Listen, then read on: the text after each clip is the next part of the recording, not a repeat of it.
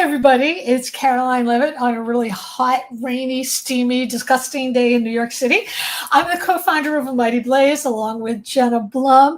And we started the Blaze the day of lockdown when authors' tours were canceled, including mine. Bookstores had their doors shuttered. Readers were hungry to talk to authors, and there was no way to do it. So Jenna and I developed A Mighty Blaze, and we're now going on 6 years. So that's really great. We have a really special guest today, but first I want to tell you some housekeeping things. As you all know, we have the Mighty Chat, which is on the right. That I've put up links so you can easily buy our guest book that we're talking about today and all of her books, which are all wonderful. And I also put up links to the rave reviews this book has been getting. And also, we have one person. Hi, Robin Stoll is here, and she says, hello to you, Paula. Today we have Paula Bomer with this amazing book, The Stalker. And I want to tell you, we spent about 10 minutes talking about what we thought this was. And I was actually relieved to know that Paula wasn't sure either, because I kept thinking, is it the opening of a tin can? Is it the pages? Is it a condom? Doesn't matter, because it is disturbing and you cannot take your eyes away. And that's what we want with the book. Okay, so let me give my introduction first. Here we go. Paula Bomer is the author of The Stalker, which received a star in Publishers Weekly, who called it dark and twisted fun. She's also the author of Tante Eva and 9 Months, the story collections Inside Madeline and Baby and Other Stories, and the essay collection Mystery and Mortality. His work has appeared everywhere. Bomb Magazine, the Mississippi Review, Fiction Magazine, Los Angeles Review of Books, Green Mountain Review, The Cut, and her novels have been translated in Germany, Argentina, and Hungary. The Stalker is indeed about a stalker. But it's unlike anything you can imagine. It's stalking from the male's point of view. He's a privileged sociopath in New York City, reminiscent of American Psycho, who stalks and insinuates himself into the lives of women with reckless cruelty. It's a relentless book, but you know what? It's also really darkly funny. So let me read you some of the reviews. PW raves, dark and twisted, fun, a shocking and excellent latest from NPR. There's no doubt that this could be a disturbing novel to read, but for those interested in how we got to this particular cultural moment, it might be a read that is absolutely necessary. And I would agree with that. And, when you pick up the book, you can also there's a zillion rave reviews from it. So I want to say, Paula Bomer, thank you so much for coming here. I'm delighted to have you, and I'm delighted to talk about this book. And as I said, everybody, I put a link to buy it right in the things. So welcome, Paula. Thank you for being here. And you have a question. Caroline. You have a question already. Oh, my God. All right, let me just show it. This is from Renee Hershkovitz. Thank you, Renee. She wants to know if you were ever stalked. Well, I don't really answer personal life questions, but I will answer any questions about the book. I will say that I do know many people who've been stalked. Yeah, me too. And there recently was a law in New York called the CREEP, CREEP. Do you know about this? Yes. So, and it's something that's always been around and never been taken seriously, and that kind of continues to be the problem. Particularly intimate partner stalking. Again, we victim blame, as a culture we love to do. So it's a subject matter of interest to me. It's really fascinating. The book is totally fascinating. Critics are raving about this book and calling it your breakthrough hit. I want to know, why do you think that is? I mean, I think it's a great book, and it's obviously a hit right now. But whenever people start talking about, an author's at the height of their powers, or this is a breakthrough, and obviously people are just lavishing praise on this book.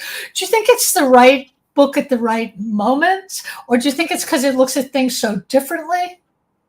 But that's a very good question. Obviously, I'm just delighted because I'm 57, and I've been writing forever, although I'm not particularly prolific. But I do think I just got lucky that it's the right book at the right time. And you can't really plan for that if you're like me. Right. I wrote the book that I needed to write, and it was 10 years in the making, honestly, which kind of coincides, honestly, with Trump's last 4 years in office, 2016. It was around then that I was trying to write a book called Gaslit. And I was unable to get anywhere with it.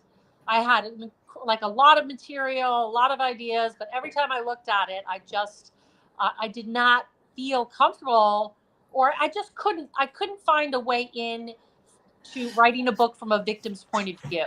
And then I had a ta-da moment about 5 years ago. It was 4 years ago. Yeah. And then when I found his voice and realized, like, oh, this is what I'm going to do. I'm going to, channel all the garbage that has been spewed at me in like my entire life. You know what I mean?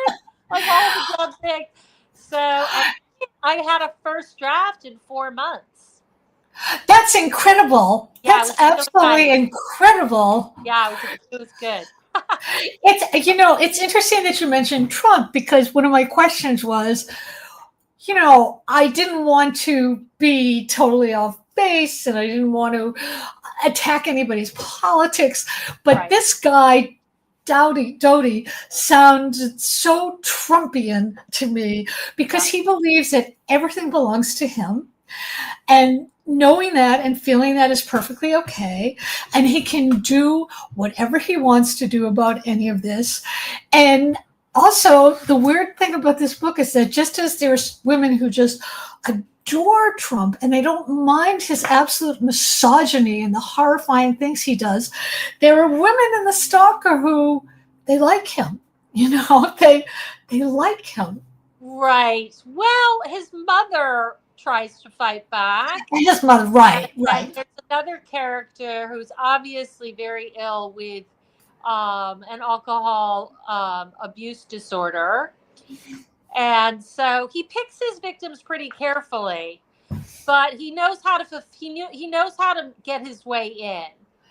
And then the younger woman he manipulates, that's also another thing where he kind of wears people down. Right. But I don't know if they really like him. That's interesting. I guess I've never. Well, it's kind of that. I've never thought about that. I just think of him as so. It is interesting. I mean, you and I were talking before we got on about women who like the bad boy. Like we were talking about Heathcliff and Wuthering Heights, where everybody says, "Oh, he's dark, he's brooding. I love him. He's cruel. I can change him." But when you're an adult and you're older and you look at that, you think, "Oh, I don't have time for this. Yeah, I don't have the energy for this." Yeah. So what's funny is if you watch like romantic comedies or something from the 80s and 90s, they don't hold up anymore, thanks to, I would say, the Me Too movement, which has had an unfortunate backlash. But now we are realizing, like, there's nothing romantic about being pursued relentlessly. It's upsetting. And I like to put the focus on the male behavior, but women too are socially conditioned to think like, oh, that's because he likes you, when a boy's mean to you, even in grade school. Like, boys. I grew up where it was like, boys will be boys, and they were nasty, and they got to do whatever they want, and like, you were supposed to be nice and like, friendly and well behaved because you were a girl. So I mean, it's just such a culturally deeply ingrained thing. It is. I want to talk about Doughty's voice. It's so nasty from the get-go. Yet I suspect that you had a kind of joy in writing this book, because parts are so horrifically funny at the same time. Am I wrong here? What was it like to write his character? Did you feel like you needed a palate cleanser at the end of the day, or? Well, so at first, I was so excited that I'd found a way into telling a story I wanted to tell.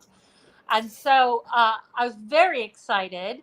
Um, and I think humor. Well, if you know, like comedians, for instance, there's a documentary. It's like The Dark Side of Comedy, which is Right. which is every comedian is like a messed up, weird. So humor is like a, it gets the bad stuff in. It's a way of accessing that bad stuff. So, but I did really tire. I thought it was going to be a very long book, and that's because I had so much material. Once I realized it's just all the horrible things that, men walk around saying and doing all the time, everywhere, and thinking, so like, or yeah. But I started getting upset, and particularly the revisions were where I had to reread it and fine tune it. It was it was really hard. I was doing a lot of my, I'm a yoga person, like yoga meditations, like, cause it's upsetting. It upset me. But not at first. At first, it's kind of like, you're like, yeah. And then you're like, wow, this is dark. Boom. Yeah. Yeah. There's a lot in this book too about class struggle. I mean, this guy he was once wealthy. He was once entitled. Now he's not. But he's got this real Upper East Side sense of entitlement. And he lies about everything. And I was just wondering, like this particular guy and other guys like him, why don't women treat guys like this with contempt? I mean, I'm sure some do, but why don't they treat him with contempt or disgust? I mean, I just saw this video on social media of this girl taped her first date for some reason, and this guy was like he was love bombing her and he wasn't listening to her, and he was saying, well, you're coming with me after this date. And she kept saying, no, I'm not. And he kept saying, well, yes, you are. And it kept going on and on. And my main feeling was, is this real or is she making this up? Because if this was me, I would say, screw you and get up and leave or call for a waiter. But is this still like conditioning? And is it conditioning because men don't know who they want to be? Men don't know who they want to be. Okay, so I mean, love bombing. I actually really like that term. It's a form of manipulation. Right. Right. So, and when you're young, young women, first of all, plastic surgery right now, the largest group of people who are doing body like lip and eye, all of this, are right. women under the age of 35. So from a very early age, we're trying to make ourselves look and be a way that to attract men. So right. So if they're just saying like, you're going to come with me, and let's say he's a good-looking guy, and he's like, he checks some lists. He's from that nice part of town, right? Oh, he's from Darien, right? Like what? All those kinds of things, and so it seems like, especially what you're explaining, like there's a confusion, and most of what I feel like Dodie does is he confuses people very well. Yeah. So love bomb is you're confused. You're like, well, he does like, why, is it because I'm so like, is it the right dress? You start again doing the victim blaming to yourself as to why you're gonna walk away with this guy. But obviously there's a huge larger cultural. Right. Do you have hopes for our future in terms of this cultural stuff? Because there's a movement now going on, I'm sure you know, called the trad wife, the traditional wife, where women are being encouraged to stay at home, have kids, not work. That's the husband's job, and to be which to me is completely horrifying step back. Yeah. And I can't figure out why people would want that. I mean, do you think that's going to continue, or do you think we're going to rise up and say, no, we're not going back? Because obviously we are. Well, if we have the percentage of, the percentage of white women in our country that voted for Trump and who are against, abortion rights, right, that's a percentage of that's a large percentage of white women in country. I mean, they voted for Trump, and then they're holding the signs like, abortion is murder. So we are definitely going through. But there's also so I live in New York City, which is a bubble of progressive and even radical ideology. And I know there's little bits of it elsewhere, but I'm from Indiana. I'm from the heart. Oh, that's So right. I know, yeah. So I know what Right. the world is like, and but at the same time that we have the trad wives, we also have a very big. We have had such progress regarding domestic violence, Right. which actually are all basically from a Doty his playlist as he goes through the day, which is there's again we now use the term victim blaming. We have this thing called Darvo, which is I'm forgetting exactly, but it has to do with shifting blame, and it's actually a thing, and we have an understanding of coercive control, which Right. like hallelujah, we have words for these things now, which is before we just thought like again we would be like, oh, we didn't stand up for ourselves. It's like you are just being hammered all day long, every day, everywhere you go. And so there's to that extent, I don't know if you've heard about decenter men. It's like a hashtag decenter men, love yourself. And there is, so as far as the right goes with the trad wife, the changes women have made on the flip side of that are fantastic. And Right. Right. I try to focus on that because that gives me hope, and that's where my heart is that we will continue to try to be treated as equals.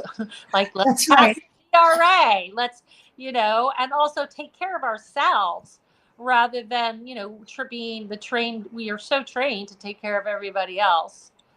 That's right. That's a really important thing. That's a really important point. Women are trained to take care of everybody else first. God forbid we should hurt some guys' feelings by saying, "You sound like a psychopath. I'm out of here." Yeah, or just say no. Yeah. So there was me again with this.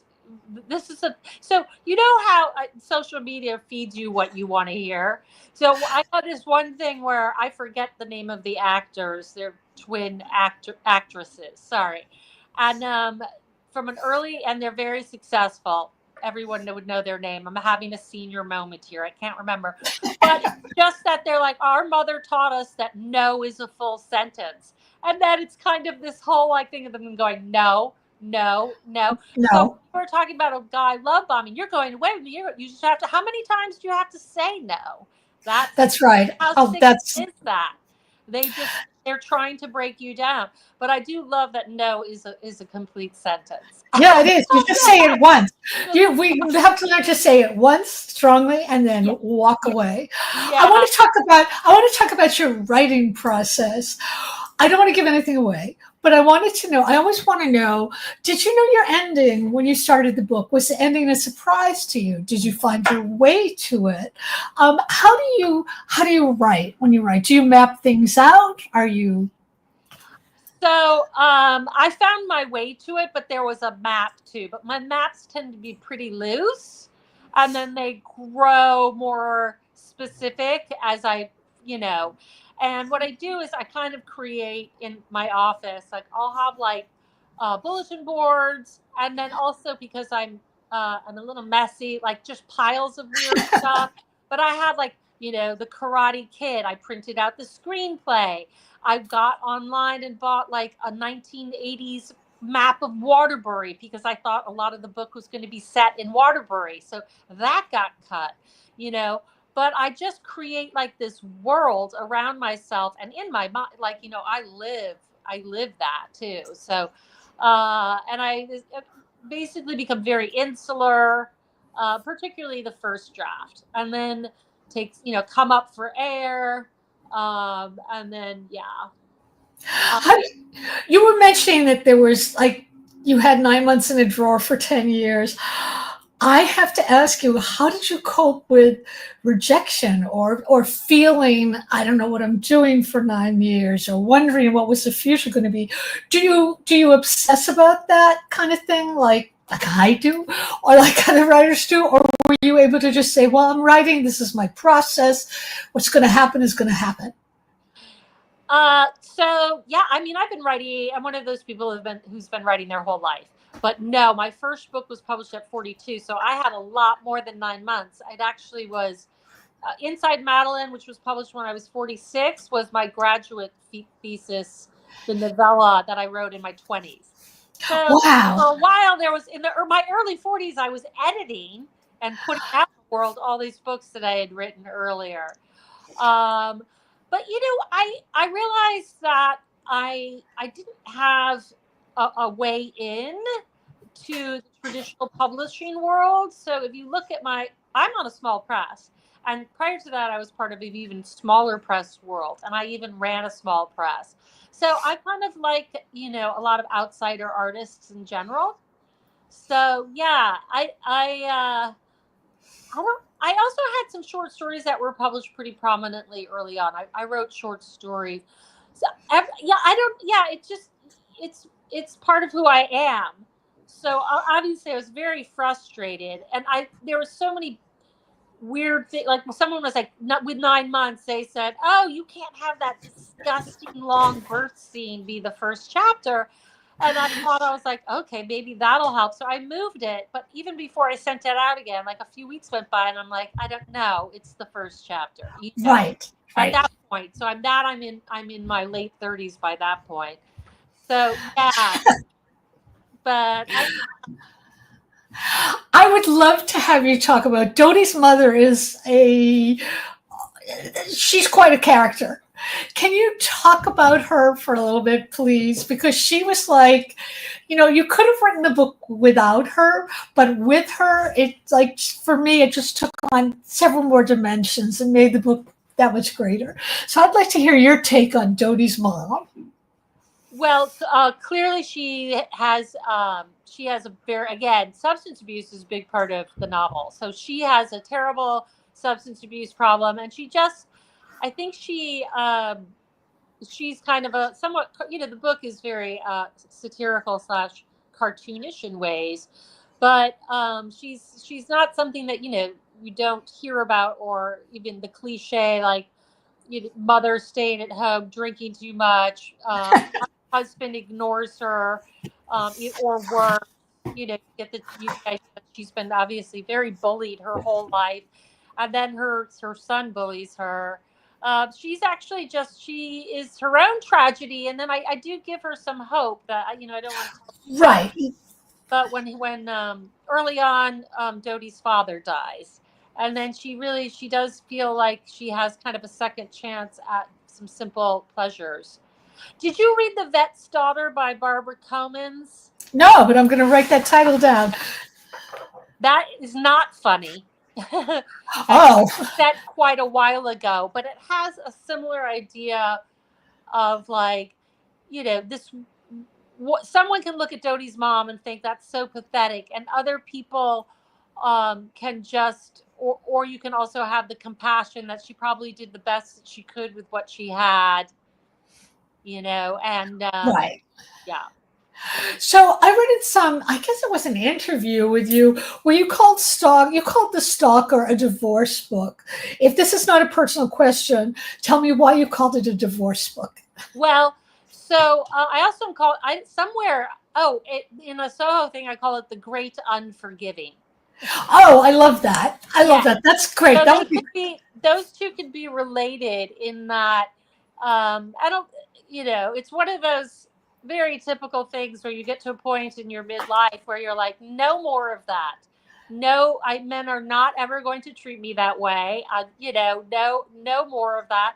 And people who treated me badly in the past, who I was, always, so what I didn't do in this novel enough, but which is a huge part of sociopathy, as a norm, is that there's always the poor me. So there's always the self-pity. You see little bits of it with Dodie, but they play up the whole like, oh shucks kind of thing, and that kind of brings you in, and this whole empathizing, like, oh, I have bad teeth, or oh, like, whatever I have, like, and then yeah. Did you watch the Johnny Depp trial at all? Yes. Did you watch the trial itself?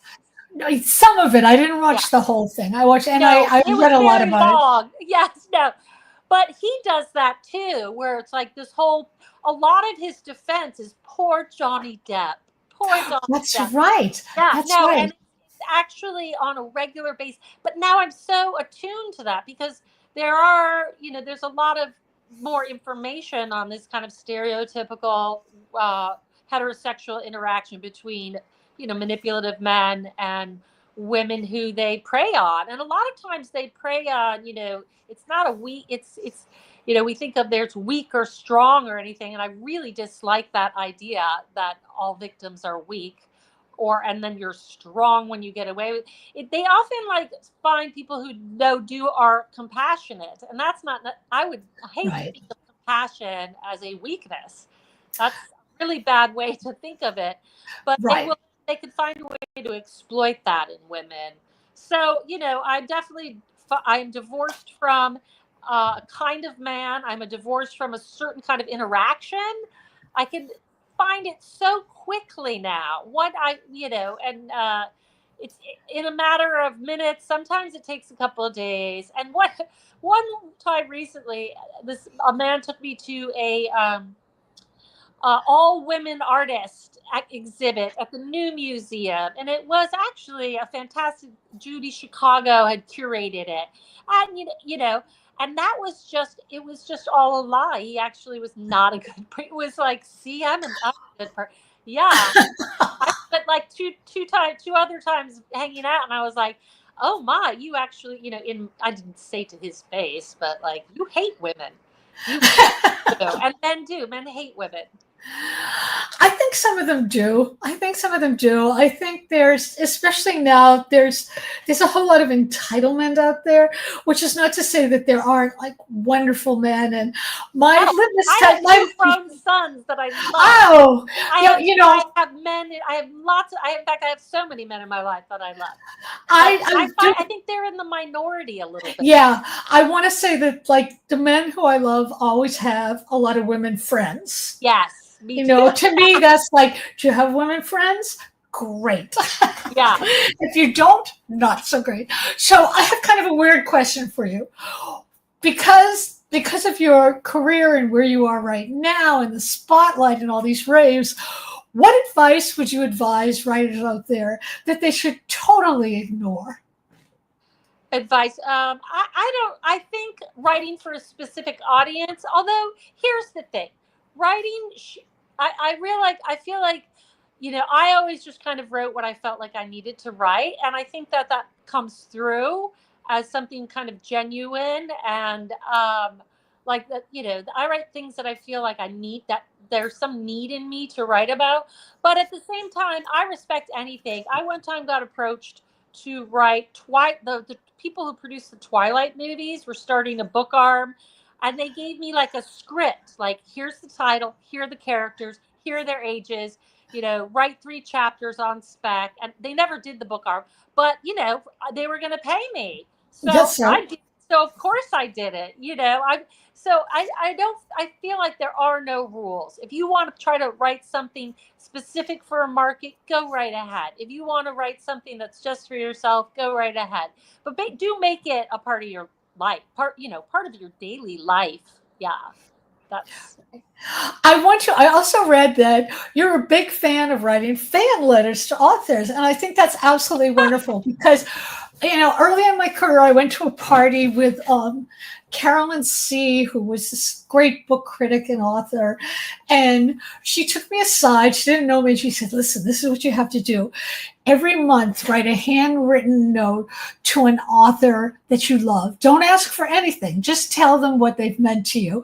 They will love it. And I thought, okay, well, I'll do it. So I've been doing that, and it's been profoundly wonderful. It just makes you feel so good, first of all, and you don't expect anything. And a lot of times you get notes back. So I wanted to know what got you started to write fan letters, and what is that whole process like for you?